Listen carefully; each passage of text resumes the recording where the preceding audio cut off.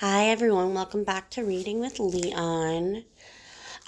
To the lovely person who requested the Giving Tree, I am waiting for that to come in so we can read it.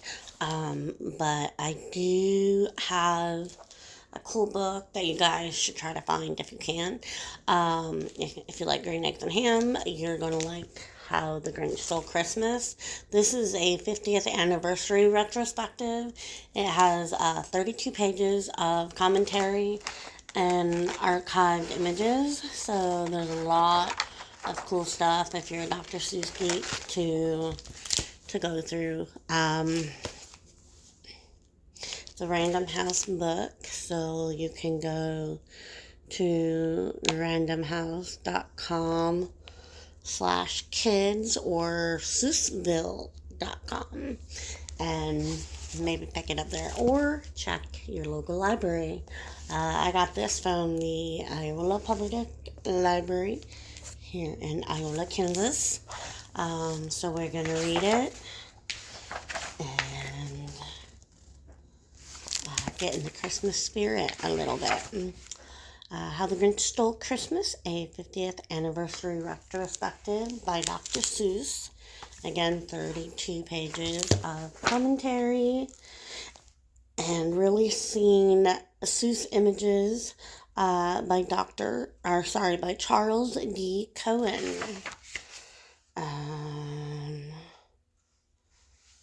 So it shows here in the beginning they have the book and then they have the retrospective page of that and Christmas and Dr. Seuss about the Grinch, Max, the Who's, and then notes and credits. So I'm kind of excited. Just looking over myself. I'll try to see if my voice can last and read that too.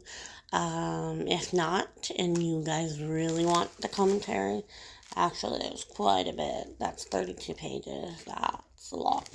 So probably just go to the library and get it because I don't want to bore you guys. So it says, every Who down in Whoville liked Christmas a lot. And by the way, what is your guys' favorite Grinch? Is it Jim Carrey? Is it the Boris Karloff one, which was the original, used more drawings like that? Or is it the new Benedict Cumberbatch Grinch? I like the original and Jim Carrey. I did like Benedict Cumberbatch. He did a pretty good job, but not a big fan of the music. And Leon loves the Jim Carrey and the original one too. He also likes the original Lorax more than the new one. But every Who down in Whoville liked Christmas a lot. But the Grinch, who lived just north of Whoville, did not. The Grinch hated Christmas. The whole Christmas season. Now please don't ask why. No one quite knows the reason. It could be his head wasn't screwed on just right. It could be perhaps his shoes were too tight. Too tight shoes is no fun. But I think that the most likely reason of all may have been that his heart was 2 sizes too small.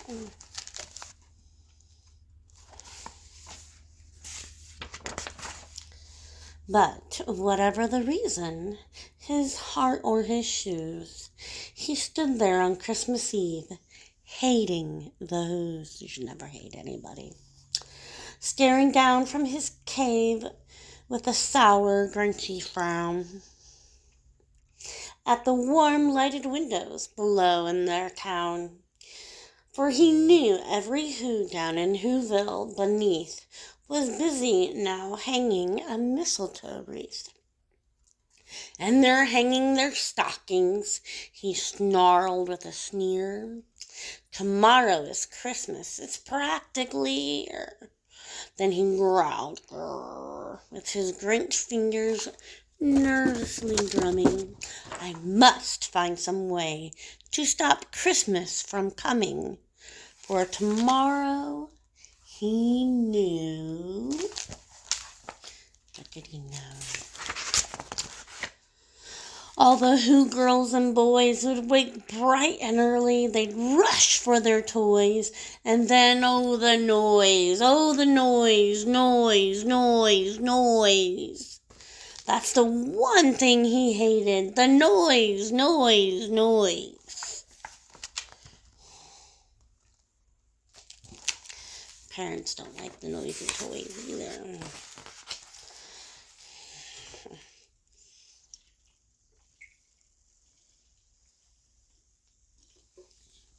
Excuse me, my throat is a little scratchy from the allergies. And then the Who's, young and old, would sit down to a feast. And they'd feast, and they'd feast, and they'd feast, feast, feast, feast. They would feast on Who pudding and Who roast beast, which was something the Grinch couldn't stand in the least.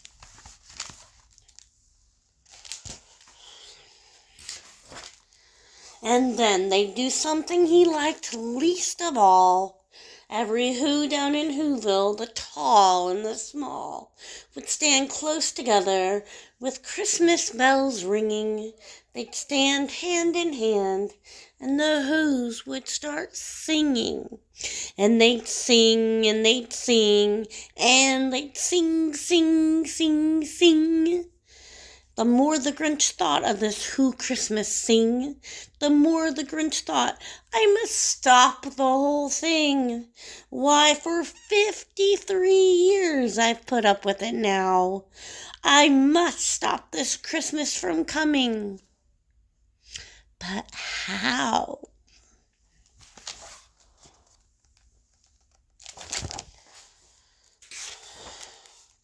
And then he got an idea. Ping! An awful idea. Ping! The Grinch got a wonderful, awful idea. Ping! That smile. Okay. I know just what to do, the Grinch laughed. Ha ha ha. In his throat, he made a quick Santa Claus hat and coat. And he chuckled, ha ha ha, and he clucked, cluck, cluck, cluck. What a great Grinchy trick! With this coat and this hat, I look just like Saint Nick. All I need is a reindeer. The Grinch looked around. But since reindeer are scarce, there was none to be found.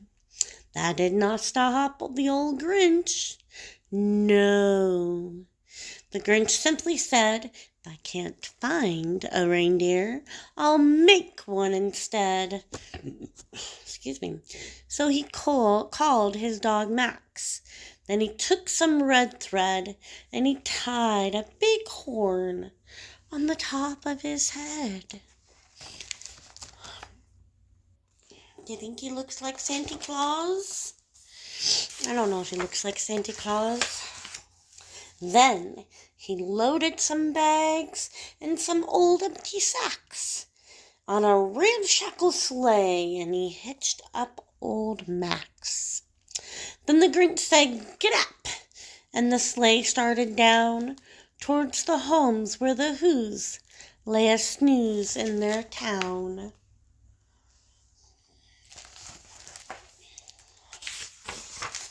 All the windows were dark. Quiet snow filled the air. All the Who's were dreaming sweet dreams without care. Then when he came to the first little house on the square, "This is stop number 1, the old Grinchy Claus hissed. Shh. And he climbed to the roof, empty bags in his fist.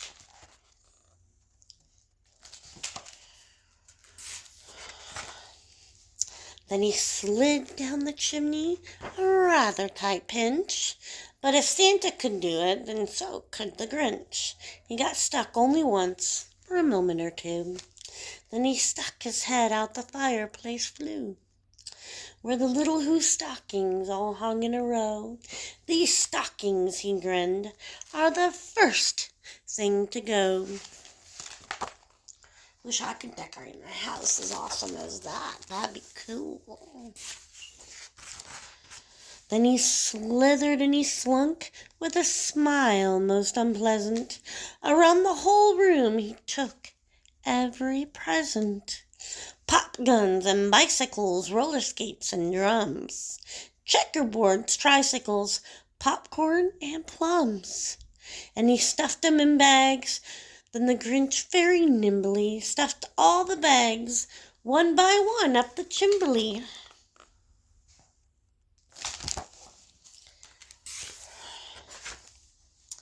Then he slunk to the icebox. He took the Who's feast. He cleaned out that icebox as quick as a flash.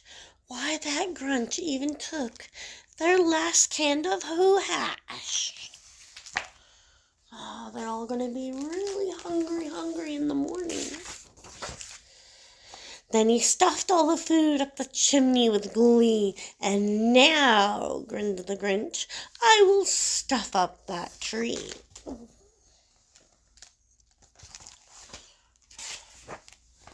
Then the Grinch grabbed the tree, and he started to shove, when he heard a small sound like the coo of a dove. Coo. He turned around fast, and he saw a small Who, little Cindy Lou Who was not more than 2. The Grinch had been caught by this tiny Who daughter, who'd got out of bed for a cup of cold water. She stared at the Grinch and said, Santa Claus, why? Why are you taking our Christmas tree? Why?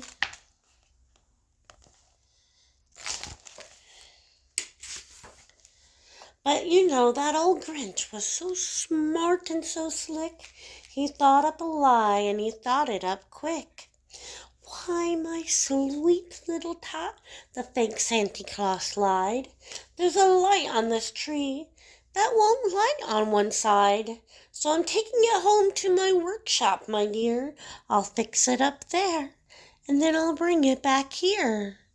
And his fib fooled the child, and he patted her head. He got her a drink, and he sent her to bed. And when Cindy Lou Who went to bed with her cup, he went to the chimney and stuffed the tree up.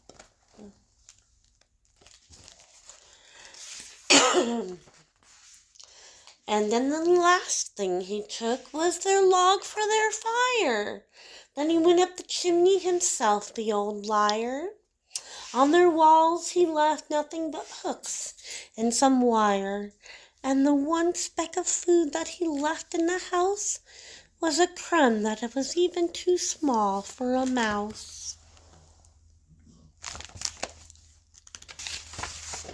Then he did the same thing to the other Who houses, leaving crumbs much too small for the other Who's mouses.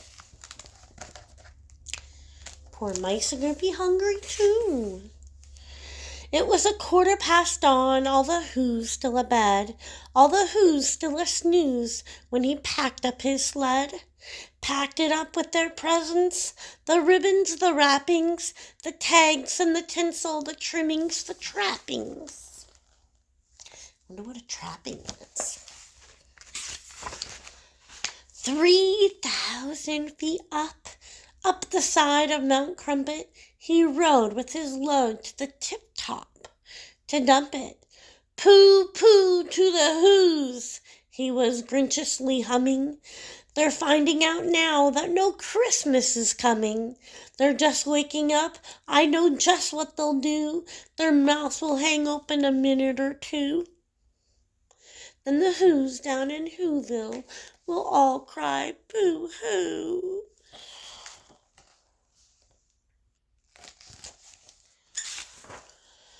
That's a noise, grinned the Grinch, that I simply must hear.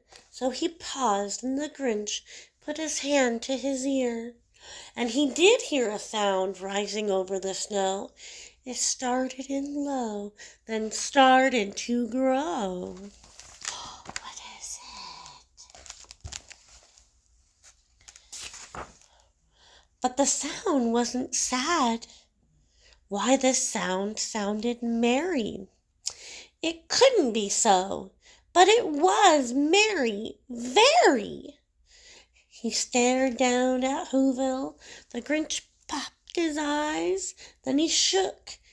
What he saw was a shocking surprise.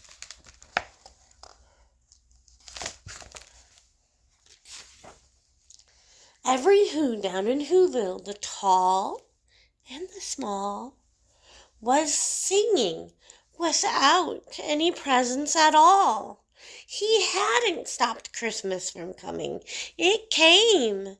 Somehow or other, it came just the same. And the Grinch, with his Grinch feet ice cold in the snow, stood puzzling and puzzling. How could it be so? It came without ribbons. It came without tags. It came without packages, boxes, or bags. And he puzzled 3 hours till his puzzler was sore. Then the Grinch thought of something he hadn't before. Maybe Christmas, he thought, doesn't come from the store. Maybe Christmas, perhaps, means a little bit more. What do you guys think Christmas means? And what happened then? Well, in Whoville, they say that the Grinch's small heart grew 3 sizes that day. And the minute his heart didn't feel quite so tight, he whizzed with his load through the bright morning light, and he brought back the toys and the food for the feast. And he himself, the Grinch, carved the roast beast. And then there starts the 50th anniversary retrospective with all the pictures and everything. So if you guys want to check this out from your library or buy it, it looks pretty cool. I hope you guys have a great Christmas and have a great day. Oh, and I promise when that Giving Tree book comes in, we'll be reading that. Bye.